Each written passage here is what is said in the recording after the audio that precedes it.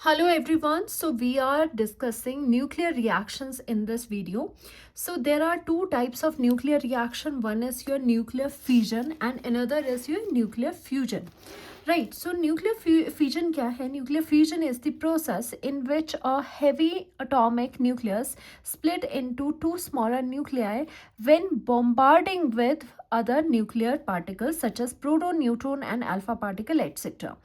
Okay so यहाँ पर क्या बताया जा रहा है, न्यूक्लियर रिएक्शन में कोई आपका कोई भी पार्टिकल लाइक न्यूट्रॉन हो गया, अल्फा पार्टिकल्स हो गए, कोई भी या फिर प्रोटॉन हो गया, तो उसकी बॉम्बार्डिंग हम करवाते हैं किसी न्यूक्लियस के साथ, किसी हैवी एटॉमिक न्यूक्लियस के साथ.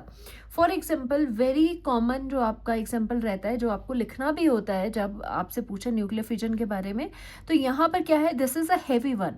फिजन हमेशा हैवी न्यूक्लियस की होगी. ओके जो हैवी आपकी एटॉमिक न्यूक्लियस है, जो जिसका एटॉमिक मास ज़्यादा है, जैसे कि यूरेनियम का है 92 235 वाला, तो इसमें अगर हम खुद से बॉम्बार्डिंग करवाएं आपके न्यूट्रॉन्स की, जैसे प्रोटॉन भी हो सकता है पर यहाँ पर हम न्यूट्रॉन करवा रहे हैं, न्यूट्रॉन की बॉम्बार्डिंग अगर हम यहाँ पर करवाते हैं तो उसके बाद क्या होगा, ये जो हैवी आपका न्यूक्लियस है ये थोड़ा अनस्टेबल हो जाएगा. क्यों? बिकॉज इसके अंदर क्या जा चुका है, बॉम्बार्ड क्या कर चुका है, न्यूट्रॉन कर चुका है, जो कि उसे अनस्टेबल बना देगा. तभी हमने यूरेनियम पर यहाँ पर स्टार लगा दिया.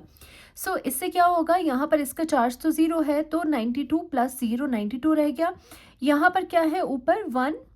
ओके मास इसका 1 है, तो यहाँ एड अप होके ये अब 236 होगा, जो कि अनस्टेबल होता है यूरेनियम.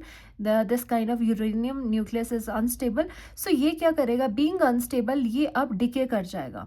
राइट ये डिके करेगा इनटू स्मॉलर लाइटर न्यूक्लियाई में, ये ब्रेकआउट कर जाएगा, जैसे कि बेरियम हो जाएगा.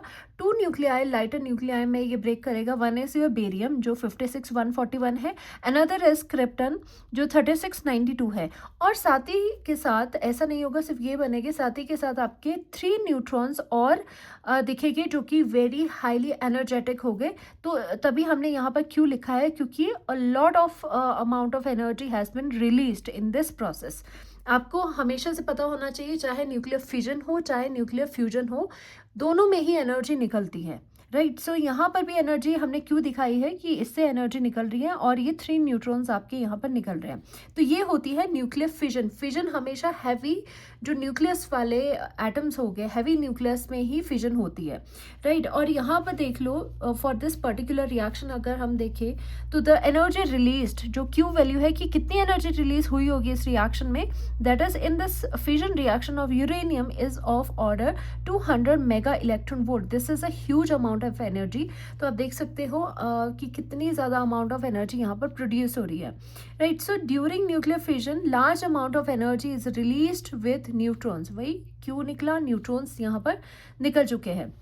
राइट सो एक ये रहा आपका न्यूक्लियर फिजन. और एक और बात कि ये न्यूक्लियर फिजन होती क्यों है, क्यों हैवी जो न्यूक्लियस होता है वो फिजन में जाते हैं. अगर आपको याद हो, हमने प्रीवियस लेक्चर्स में पढ़ा था कि जो आपकी बाइंडिंग एनर्जी पर न्यूक्लियंस होती है, ओके जो बाइंडिंग एनर्जी पर आपकी न्यूक्लियंस होती है, जैसे EBN जिसे लिखा था, ओके वो आपकी जो हैवी एटम्स होते हैं, हैवी न्यूक्लियस होते हैं, जैसे यूरेनियम वगैरह हो गया, उसकी ये बाइंडिंग एनर्जी पर न्यूक्लियंस कम होती है. राइट हमने ग्राफ भी करे थे इस पर.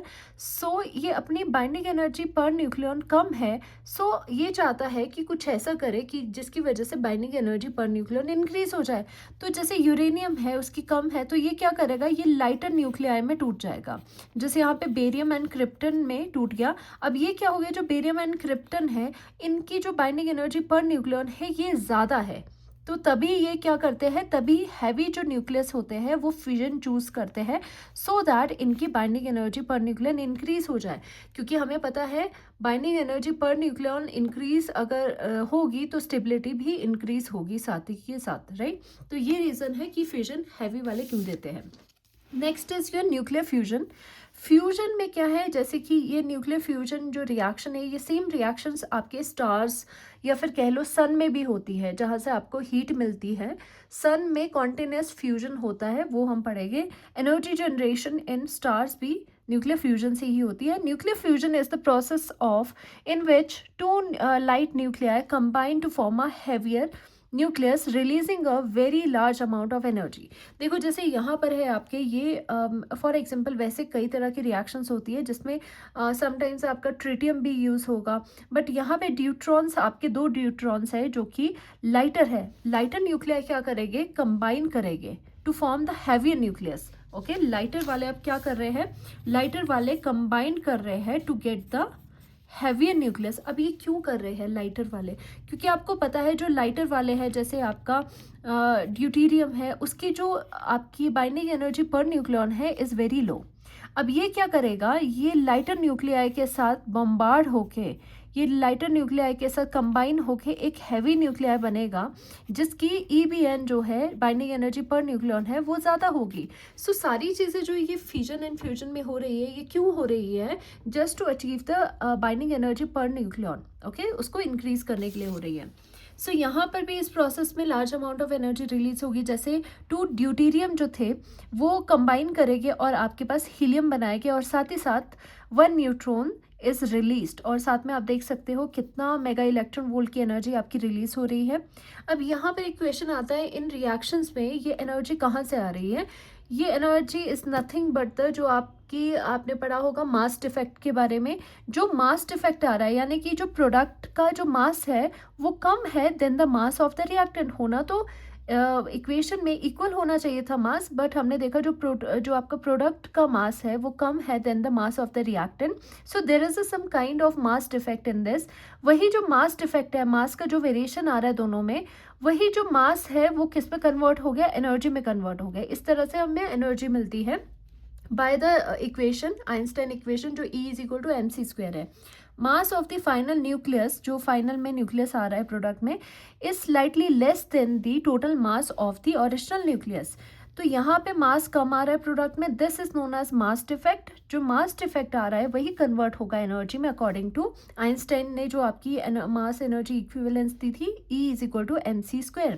सो ये एनर्जी वहाँ से आ रही है आपकी, राइट। बट फ्यूजन में एक चीज़ होती है, there is a problem in fusion कि आपको टेम्परेचर एंड प्रेशर हाई चाहिए। सो एक्सट्रीमली हाई टेम्परेचर चाहिए, कितना, 10⁻⁷ या फिर 10⁻8 केल्विन के अबाउट आपको चाहिए। वेरी हाई टेम्परेचर जो कि मेंटेन करना बहुत मुश्किल है। वेरी हाई प्रेशर भी आपको चाहिए, तभी ये आपका फ्यूजन होता है। Nuclear fusion occurs inside stars like sun में भी यही फिनोमेना है। इसी की वजह से आपको एनर्जी मिल रही है, आपको हीट मिल रही है, एनर्जी मिल रही है सन से, क्योंकि उसमें भी कॉन्टिन्यूस ऐसी रिएक्शंस होती जा रही है, फ्यूजन होते जा रहे हैं। Sun produces energy by fusing hydrogen into helium. अब इसमें सन में भी क्या हो रहा है, एनर्जी कैसे मिल रही है कि हाइड्रोजन जो है वो आपस में फ्यूज कर रहे हैं और आपको हीलियम दे रहे हैं। इसी तरह के आपकी रिएक्शंस उसमें भी हो रही है फ्यूजन वाली।